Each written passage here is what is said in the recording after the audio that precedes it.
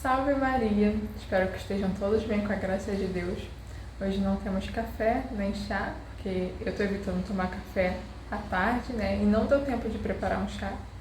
Então a gente vai se beber nada e vamos ter essa conversa sobre o que é a prática da modéstia, né? Sobre o que de fato é modéstia no vestir. E como sempre, seremos acompanhadas de um livro, né? Esse livro aqui, O Manual da Modéstia Católica, do qual eu recomendo muito. Vale a pena adquirir e ler, porque ele é imprescindível para as moças católicas. Então vamos lá, vamos conversar um pouco sobre essa virtude de fato, na prática, no vestir de fato. E o que é, se tem bem uma regra e uma conduta. Vamos conhecer agora a modéstia no vestir, na roupa. Algumas mulheres recusam crer que seus adornos seminus sejam fontes de inúmeras e perigosas tentações para o sexo oposto. Algumas negam qualquer responsabilidade de levar os outros ao pecado por essa via. Outras tentam cobrir sua culpa por meio de insinuações indecentes, como ele deve ter uma mente suja. Então a gente vê muito por aí de que a gente pode se vestir como quiser e não tem culpa da falta do outro, o que não é verdade. As mulheres desconhecem o fato de que o instinto sexual é mais forte nos homens do que nas mulheres. Um escasso enfeite em um homem não me afeta em nada, diz, né? Que às vezes um pouco de falta de modéstia no homem não afeta tanto a ela. Então como que seria possível a falta de modéstia dela afetar tanto o homem? Porque os homens são tentados por um escasso enfeite de uma mulher. Outra observação impertinente não é mais do que pele. Não leva em conta que precisamente a pele desperta a concupiscência do homem. Ou seja, mostrar um pedaço de pele, só estou mostrando um pedaço de pele, não é nada demais. Mas isso, para o homem, já é um pouco mais forte, né? O homem ele às vezes tem até mais tentação quando você mostra um pouco, mas não mostra tudo, do que você andasse de fato nua, né? Tipo a mini saia, cropped. Alguns homens são afligidos com pensamentos, desejos impuros, pelo simples fato de olharem o belo rosto feminino, ainda que a mulher tenha um comportamento e vestido modestos. Mas quando o comportamento é imodesto, ela se torna uma tentadora para muitos homens normais, que caem diante de tais seduções.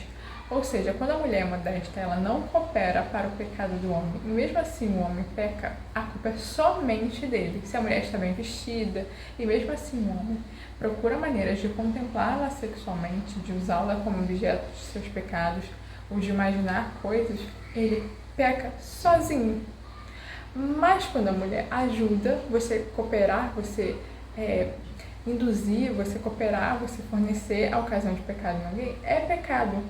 É como você oferecer anticoncepcional, encaminhar, dar um conselho para o aborto. Você está encaminhando a pessoa para o pecado, você está cooperando. Se ela chegar às vias de fato com sua ajuda, você está cometendo um pecado junto com ela. A mesma coisa é a imodéstia para a concupiscência masculina e vice-versa, né? Todo aquele que lança olhar de cobiça para uma mulher já adulterou com ela em seu coração. Diz Mateus 5:28. Então é uma coisa muito séria.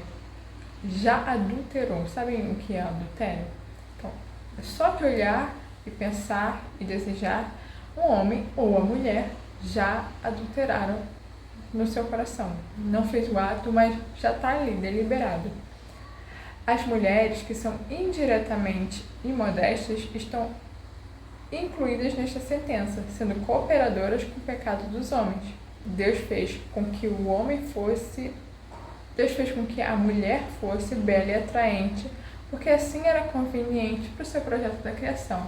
Então Deus fez o homem já esse olhar sobre a mulher, e a mulher sendo bela diante do homem. Isso é natural, é normal, é bom. Deus colocou isso no ser humano e até muitas vezes nos animais, né, que funcionam por outros meios. Às vezes os animais vão se atrair por cantos, por cores, até por danças, né? Eu já vi que tem passarinhos que atraem a fêmea dançando para elas, tipo uma coisa de sapateado.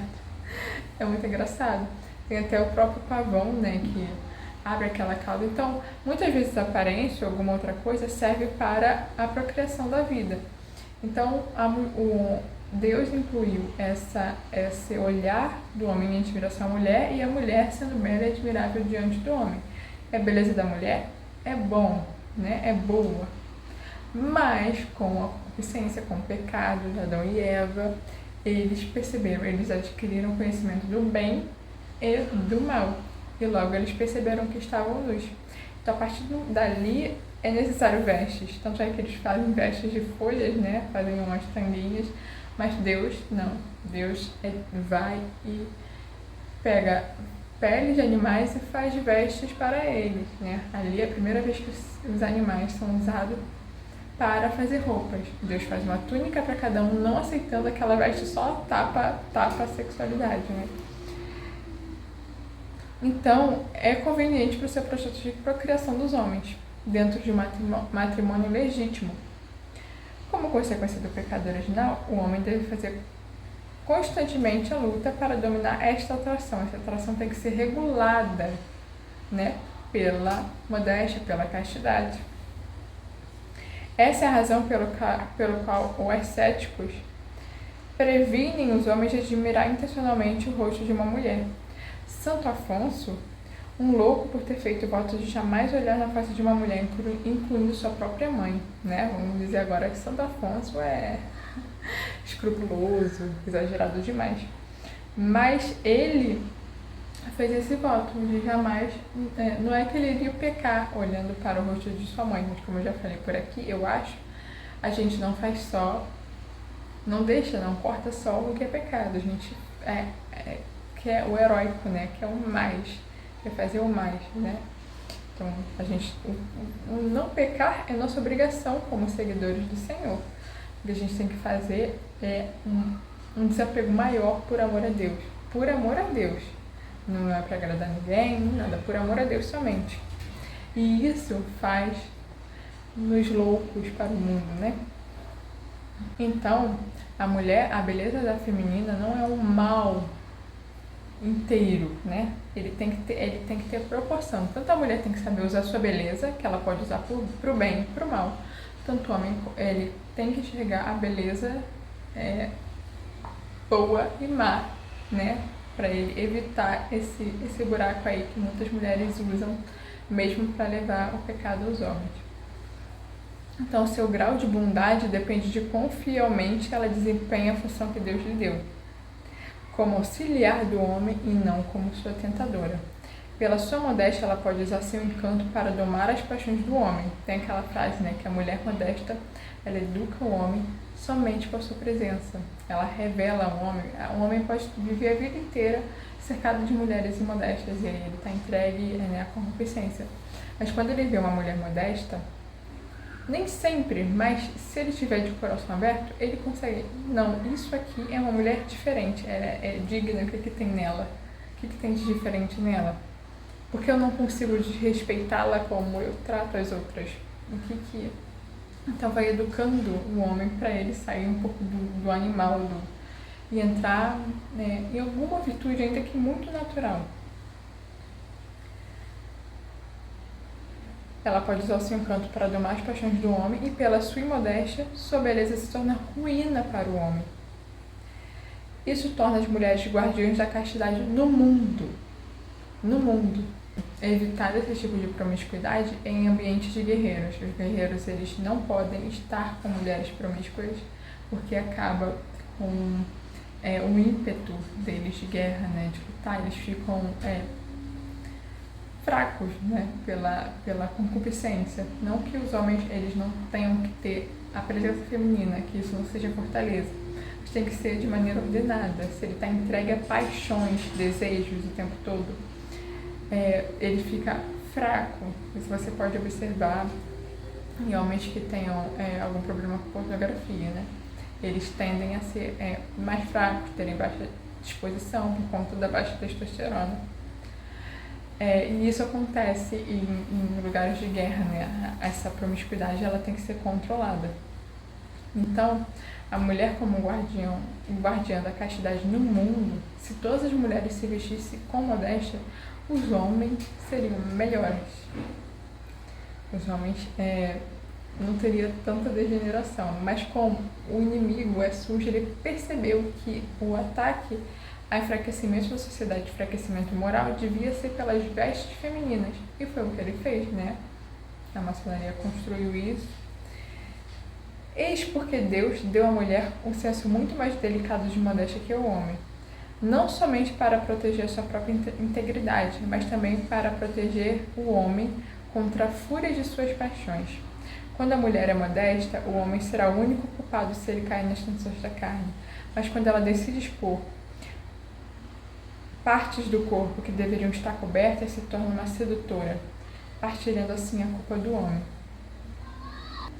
Assim, também, quando uma menina aparece em público a primeira vez com vestes imodestas, ela experimenta o sentido de vergonha. O senso de modéstia ainda está presente.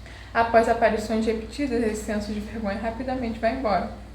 Deus plantou essa sensibilidade, mas às vezes os pais aplaudem, tiram essa vergonha, ou a sociedade mesmo vai forjando costume, né? Então a modéstia ela é tirada da gente logo na infância. A partir das modas infantis seminuas, o vagalhão da imodéstia engoliu todas as faixas etárias e ambos os sexos até o mais alto grau da nudez, né? O que a gente pode ver muitas vezes aí são meninas, às vezes só de calcinha, ou de top e short, e não necessariamente o corpo delas apresenta pecado, né? Há mentes doentias que podem pecar com o corpo delas, mas aí a culpa é só deles. Elas ali não estão pecando por si mesmas e o corpo dela nem tem esse intuito. Mas que na cabeça delas, aquilo ali vai virando costume, né? Aquilo ali vai se tornando normal. Se na infância ela não está coberta, ela não vai, a não ser pela graça de Deus, obviamente, ela não vai ter a disposição para se cobrir na vida adulta. Então, a questão é mais o caso de a educação, né, visual, de percepção do mundo acontece na infância. Não que você vai colocar um nenenzinho cheio de roupa, vai colocar na medida, né, ali, né, uma blusinha com manga, uma sainha que vai cobrir o joelho, mas que não precisa ser até o pulso. Mas você também não coloca menos só porque a criança não tem um corpo que leve o outro ao pecado, mas tem que educar a civilização e a infância das crianças no geral. Conforme vai crescendo, a modéstia vai se educando mais, você vai aumentando o que ela tem que suportar, porque a criança ela pode não ser incomodada, mas o adulto ele tem que ter esse senso de fazer também não só o que é cômodo para ele, mas também passar desse ponto, não ficar no comodismo, né? Tipo, porque senão todo mundo vai sair pelado por aí, porque né, se sente mais à vontade, a liberdade, porque a roupa tá incomodando. Então, conforme a criança vai crescendo, esse senso vai de que ela precisa suportar um pouquinho mais de calor, né? E colocar uma roupa maior, vai crescendo junto com a criança. E hoje em dia, pelo tal costume que a gente tem, nós, muitas vezes, mulheres católicas, não conseguimos determinar, distinguir o que é uma veste modesta, porque nosso olhar já está deturpado pela revolução, tanto sexual quanto feminista, liberal, de que às vezes a gente acha que uma veste, um vestido é modesto e ele não é, uma saia é modesta e ela não é, uma blusa é modesta e ela não é. O nosso senso de modéstia está totalmente deturpado, então a gente não tem que confiar em nós mesmas. Quando a gente acha que alguma coisa é modesta, a gente tem que olhar para o que a igreja diz que é modesto, né? E a igreja diz que é modesto uma coisa, a gente diz que o nosso senso, a nossa consciência está muito relaxada nesse quesito, a gente não consegue olhar, não, isso é modesto, mas às vezes o vestido não tem manga, e pra gente, nossa, aquilo é normal, o que o homem vai ver ali demais no braço, né? Ou então, a gente não está com um decote cavado, mas o nosso colo está tudo à mostra e a gente acha que aquilo é normal né? Porque nossas mulheres estão de sutiã na rua, né? Então, né, isso aqui deve ser modéstia. Mas não é bem assim. O nosso senso de modéstia caiu também. Então a gente tem que procurar o que era antes, né? Para nos basear numa sociedade que seja moralmente mais próxima de Cristo do que nós somos, porque a gente não é quase nada. Então, nesse não confiando em nós mesmas, a gente vai procurar, se a igreja já falou sobre um padrão, sobre o que seria uma veste modesta, sobre se a igreja deu algum parecer sobre o que a gente vai ter como base, porque tudo se perdeu, a gente não tem noção mais de nada, e principalmente do que é a modéstia, por isso cada um fica dando sua opinião, e uma diz uma coisa, outra diz outra, e a gente encontra, tem um documento do Papa Pio XI, de 1928, que em 1930 ele chegou a estender por todo mundo, que é uma carta que ele mandou publicar pela Sagrada Congregação, né, do concílio, que ele, por conta das modas e modéstias que estavam chegando, começando a ser introduzida, ele percebeu, e aí, né, eles tiveram que dar uma noção geral do que isso estava chegando e entrando nas igrejas, e eles não sabiam o que fazer, então o Papa pediu para eles publicarem esse documento. E o documento diz o que é a base de padrão de modéstia para nós agora, serve para nós agora, porque a gente agora não tem nenhuma noção. Naquela época, muitas das mulheres católicas provavelmente tinham noção, elas não precisavam de um documento do Papa, mas estava começando a surgir, e hoje a gente precisa mais do que nunca, porque o nosso senso está completamente deturpado. Então ele estabeleceu padrões, que hoje ninguém fala mais, mas ele estabeleceu padrões do que é uma veste modesta para uma moça católica, né? Nós dizemos que uma veste não pode ser declarada modesta se estiver com cola abaixo de 2 dedos da linha do pescoço, é que a gente já conversou. Não cobrir os braços ao menos até o cotovelo, e que escassamente alcance um pouco abaixo dos joelhos. Além do mais, vestidos de material transparente são próprios, e aqui os apertados também. Ou seja, se você tiver uma blusa que ela tenha mangas, ou alguma parte, o vestido, alguma parte que sejam transparentes, você tem que ter um forro que não simule a cor da sua pele, tem que ser um forro normal, né? Que dê para perceber que você está com forro ali. E aí, esses padrões foram dados naquele momento, servem até hoje, porque não se sobrepôs, nenhum Papa veio e falou depois outra coisa, ninguém falou mais, e se ninguém falou mais, continua valendo aquele último, né? Então, ninguém falou mais, ninguém veio, agora as calças estão inclusas, ninguém incluiu mais nada. Aquele é o padrão dado pela igreja, oficialmente, mesmo que ninguém fale. Aquela foi a última vez que o Papa se pronunciou sobre esse assunto, né? Aliás, o Papa Pio XII, que foi o seguinte, ele foi batendo nessa mesma tecla da luta pela modéstia. Ele pegou essa luta do Pio XI e ele transformou em dele também. Então aí já temos 2 papas, e aí temos padres, bispos e santos. O Padre Pio também falou muito sobre essa questão da modéstia, mas o Papa Pio XI, ele deu esses padrões. E esses padrões, eles não são mais conhecidos hoje em dia, né? Ninguém fala. Como que a gente explica isso? A modéstia é uma virtude impopular nos nossos dias, a tendência geral parece ser de procurar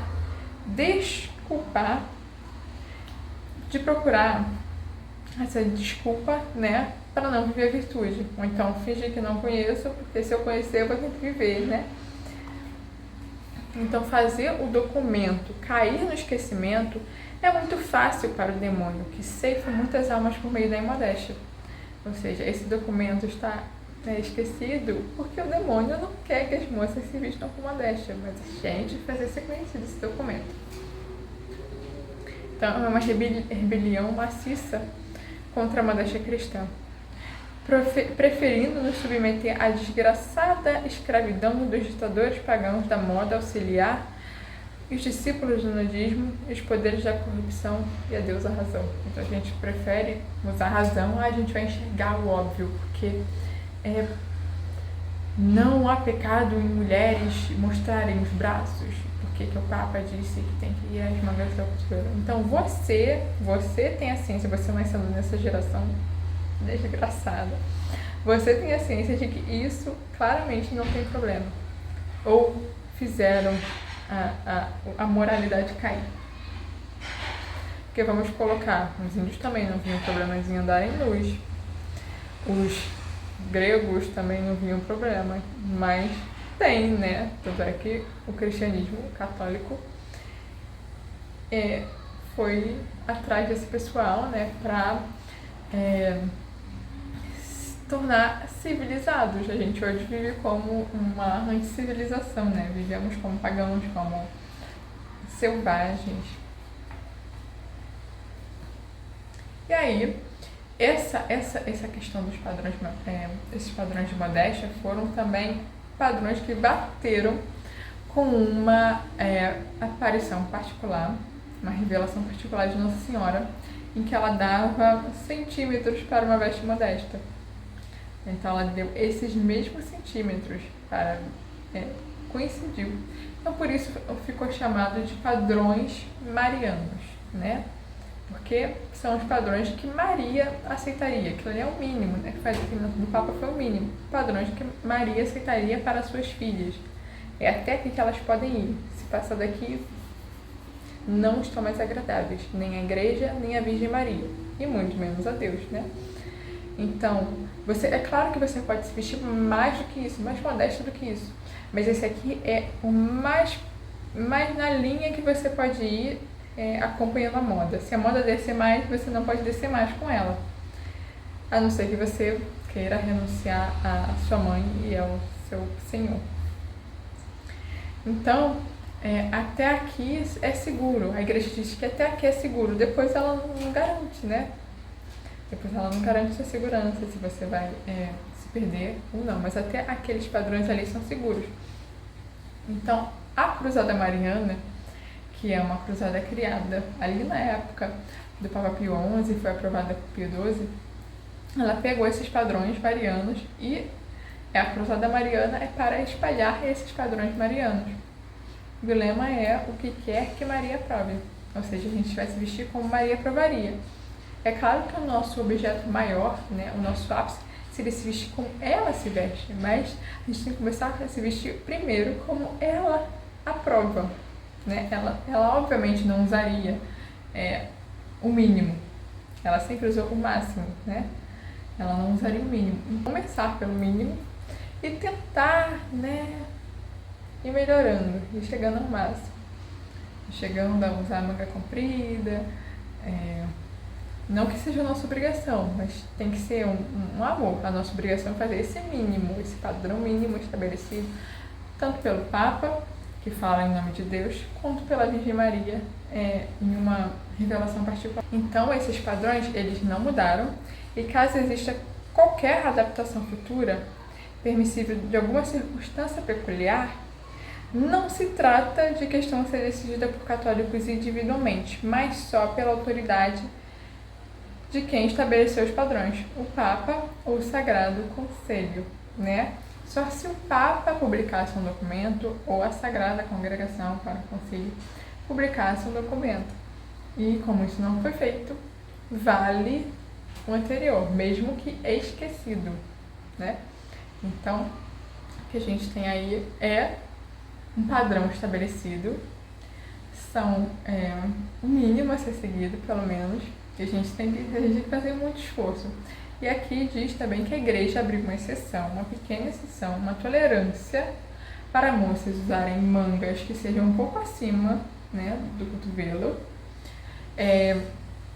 até que se consiga encontrar essas peças de manga 3/4 que é no cotovelo no mercado, porque a gente sabe que é muito difícil. Muitas vezes você vai achar manga longa, mas não vai achar 3/4.